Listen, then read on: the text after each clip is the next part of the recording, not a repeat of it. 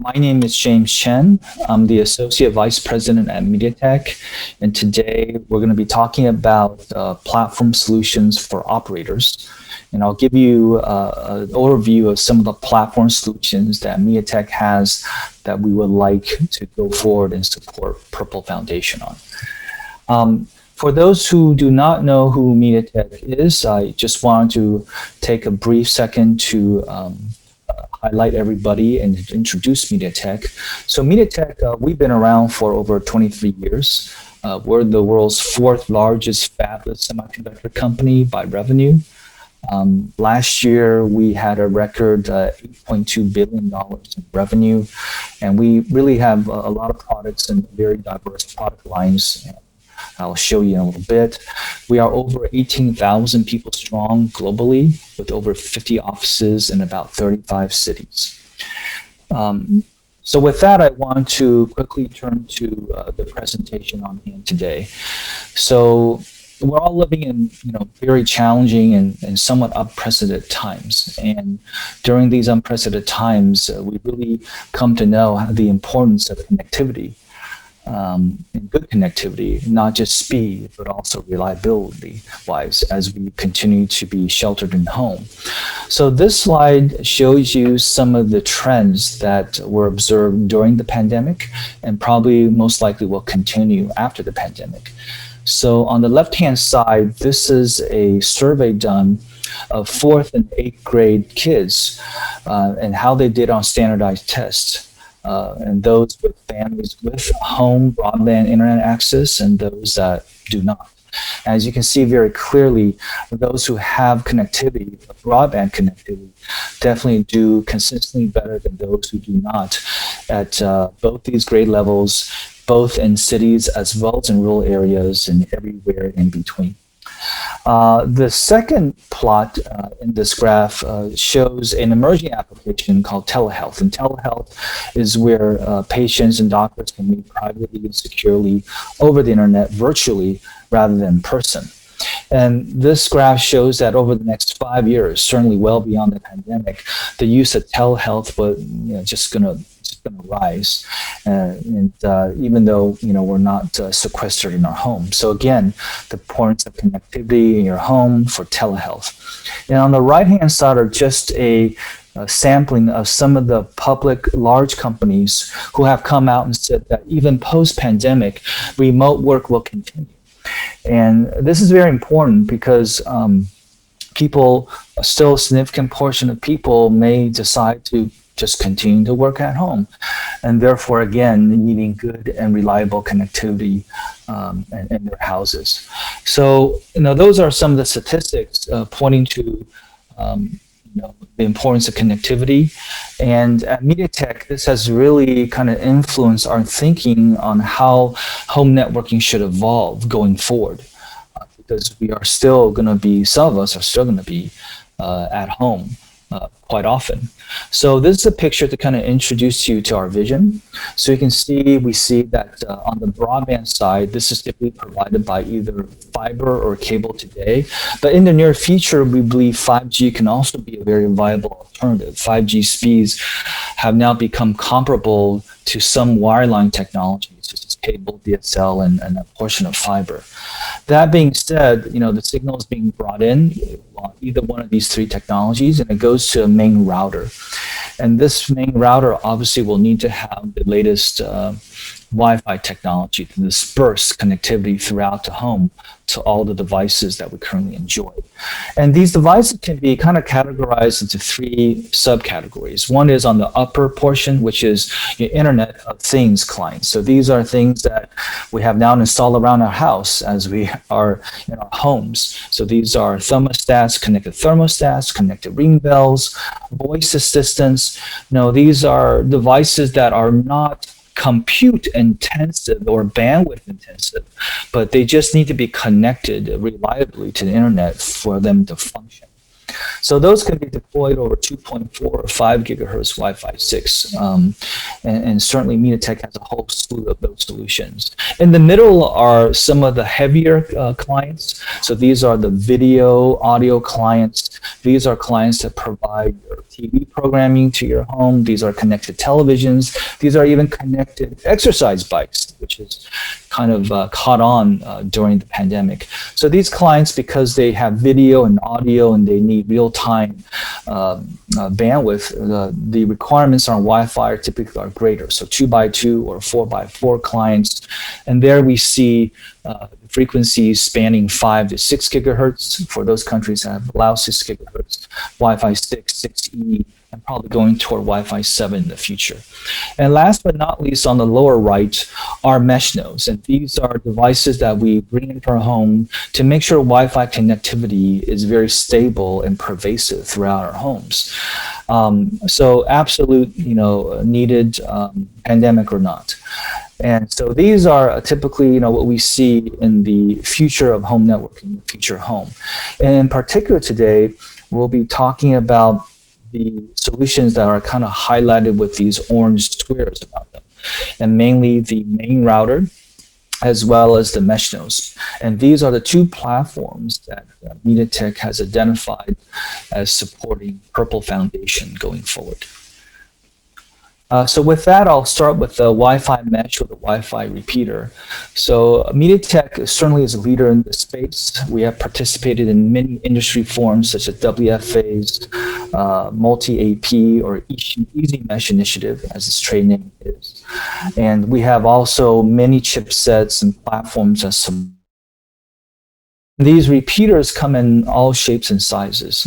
Here I just show you one example repeater. These are these little discs that we are in as part of BT, British Telecom. And these devices can support up to 4x4 MIMO for the best performance, either receive or transmit. Usually these repeaters we provide them as a complete platform. So not just the Wi-Fi, but also the gigabit Ethernet, the dual core ARM that's residing in these platforms. They're all integrated, optimized, and provided by MediaTek. And lastly, and most importantly, we have already begun supporting Purple WRT on these chipsets for these Wi-Fi mesh solutions. So here you see listed on this slide some of the locations of our Purple WRT code on the repository.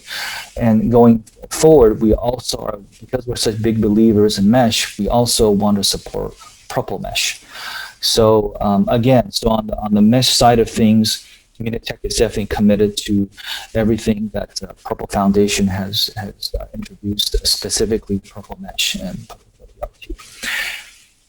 And this is just another slide to kind of peek under the hood, if you will, what's inside a mesh solution from MediaTek. So all the orange and blue boxes represent MediaTek kind of solutions, and you can see there really isn't much other than MediaTek inside these Wi-Fi mesh nodes, because we provide the whole platform as a solution. But some of the key features that I want to highlight is on the upper left, we can integrate. We have some of our solutions. We even integrate the Wi-Fi into the same chip as the CPU.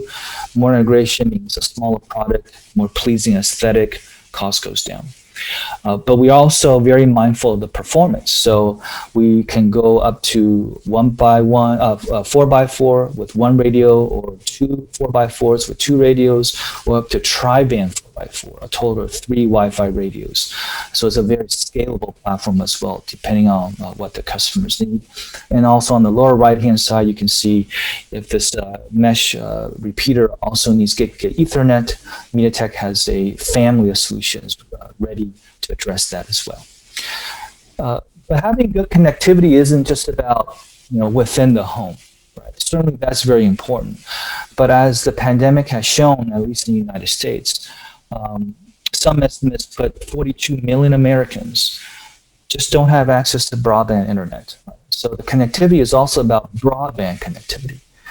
And MediaTek, we feel really passionate about this. And as a result, we've just recently introduced a new chipset called the MediaTek T750. And what it is it's a complete chipset, again, a complete platform solution that uses 5G as a method rather than wireline fiber or cable or DSL as the means to bring broadband internet into the box, in this case, a gateway, a home gateway. Then inside this gateway, obviously, MediaTek Wi-Fi, MediaTek Gigabit to Ethernet to kind of disperse the connectivity throughout the home. So really trying to address the broadband connectivity gap. So the T750, some of the main features are, it's the world's first chipset ever to integrate a 5G modem with a quad-core ARM CPU, plus all the peripherals, which we'll get to in a little bit. It's the first time ever that's been done. And in fact, we did it. We integrated everything in very power-saving, advanced 7-nanometer semiconductor process technology. First time it's ever been done. It's also very future-proof. The features on the 5G side will extend way into the future as the United States and other countries free up more spectrum, particularly in mid-band, which are called C-band in the United States.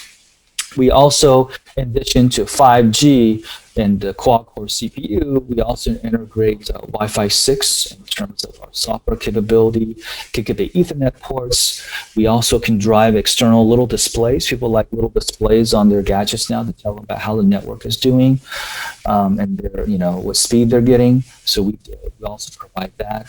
So this is a very powerful, all-inclusive platform that really aims to kind of address this need in our country here, as well as probably others, sadly, throughout the world. So here again is the peak under the hood, so to speak, again. So the T750 chipset are all highlighted in orange here. It's a very complete chipset. The other blue blocks are additional MediaTek chipsets for Wi-Fi, Bluetooth, Gigabit Ethernet. And you can see pretty much with MediaTek, you kind of encompass about 80 to 90% of the total active components in this device. So again, offering a rich, compelling, but complete platform solution that addresses this 5G broadband need. And you can kind of take a look at some of the stalwarts, some of the highlights of the solution by these numbers. But I just want to emphasize that this is the first of its kind. This chipset was announced just recently in the beginning of September, and hopefully you'll see products based upon the T750 very soon, sometime middle to the second half of next year. And going forward, MediaTek is absolutely committed to Purple Foundation. So in addition to these two platforms, the T750 that I just talked about, that will also support Purple WRT. And also, I talked about previously the Wi-Fi mesh solution that supports Purple WRT today. We also are looking forward to supporting Purple WRT, Purple mesh going forward in our next generation solutions into next year and beyond. So we really have a rich roadmap going forward for all these mesh nodes and solving the connectivity broadband gap. And it's not just now, here and today, but also going forward, we also will be adopting Purple Foundation. So with that, I thank you for your attendance, and take care. The TS750 platform with 5G, with Wi-Fi sounds, it's all very interesting. Are there operators who are interested in this solution? So when will products on the T750 be in the market? Yeah, that's a good question. Yes, absolutely. So we announced the T750 back in the beginning of September. And I would say, throughout September, October, and November, it seems as if, operators in Europe and also North America really saw the need for this type of device that the T750 was addressing, which is using 5G as the broadband source, and obviously for homes, for customer premise equipment. So to just give you some numbers, in North America, but mostly in Europe, we saw a threefold increase in the number of inquiries We really think this is probably the aftermath or the residual effects of COVID-19. As you know, Europe had a resurgence, and I think people really kind of understood that this thing's going to unfortunately be with us all for just a little bit longer than we had all anticipated. So I think the operators are really looking forward to providing a very cost-effective but pervasive solution to address this broadband gap that we all unfortunately have, and it's just so to answer your question, a lot of operators are interested. We, like I said in the presentation, we hope that the T750, you'll see it on the shelves or offered by your operators actually, sometimes middle to second half of next year. It just takes a little bit of time to kind of develop the product, get it certified by the operators, then deploy it in mass. So yeah, but we're really excited. Yeah, and it sounds very exciting. And to your point, there's so much added pressure in today's landscape, especially with COVID-19. And there's a lot of unknowns about how that will be throughout 2021. So that timing, while there are things to work with, it also seems quite expedited to the best of the abilities within all the partners so that we can try to solve this for everybody's pressures that are happening right now. Yeah. So that was very interesting. Thank you. And Tricia, can I just add just one more thing, follow up to your question? So the T750, obviously it's, there's a lot of inquiry into using it as a CPE, kind of like a fixed home gateway. Right, okay. To provide broadband internet to your home, but the chipset, because it's also very low power, it's also suitable for something what we call a MiFi. That's kind of like the nickname for a mobile router or a hotspot. These little devices that are battery powered, they can slip in your pocket and deploy whenever you need a broadband access. Said MiFi? Yeah, MiFi. Yeah, exactly. That's great. Okay. And I think we've also seen, to your question, a lot of interest by operators in 5G MiFi. And just to give you a little bit of anecdote, in my house, I live in California, still sunny here. I live in a town that's kind of suburban. You probably have heard of this, called Cupertino. Right? That's where Apple is.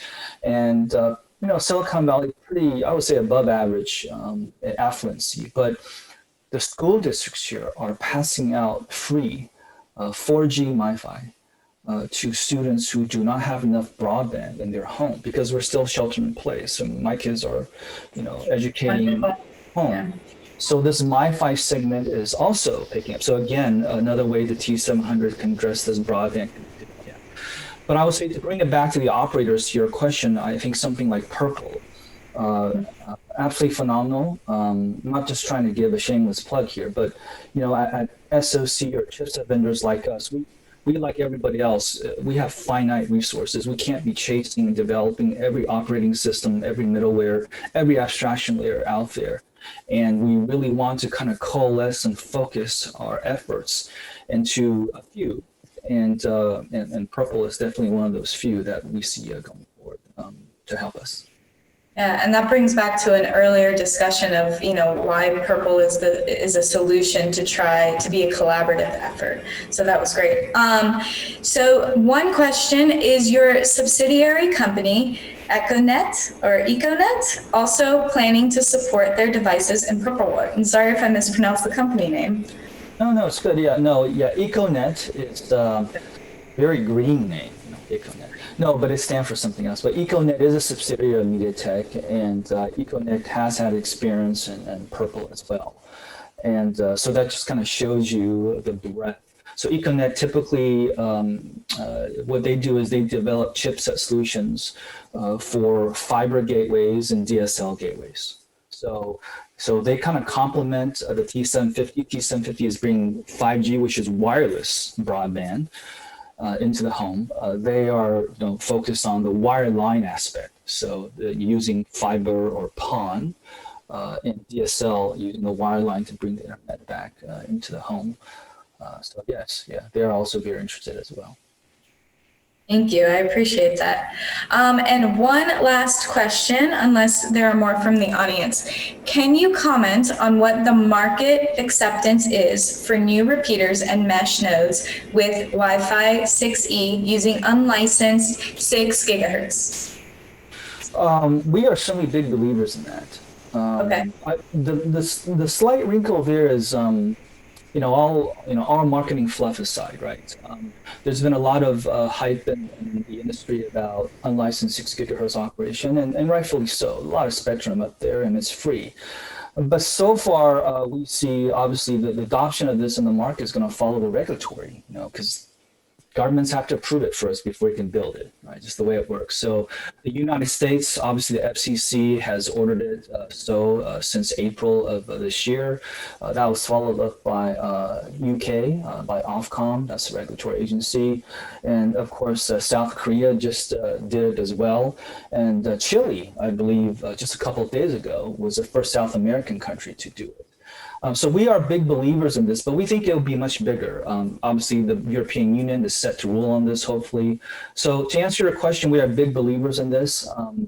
The unlicensed 6 gigahertz spectrum presents some challenges in implementation, namely because the power level that's allowed by these government regulators are not as high as it could be, but it's okay.